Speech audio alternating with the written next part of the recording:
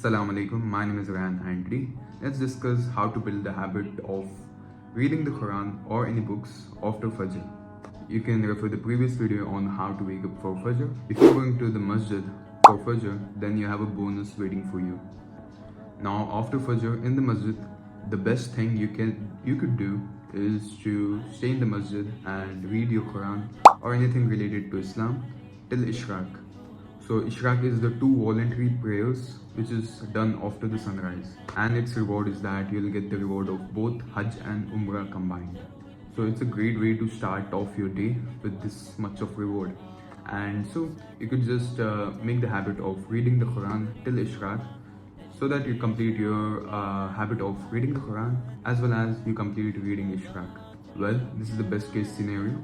Well, if you have overslept or prayed the Fajr in your home, then if you're finding it difficult to study the Quran in your desk, in your room, then what you could do is you could go outside or on the rooftop of your home and study there.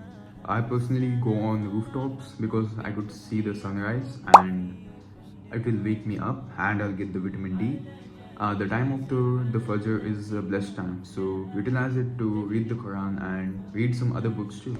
So these are the two easiest ways where you can make the habit of reading the Quran or any other books.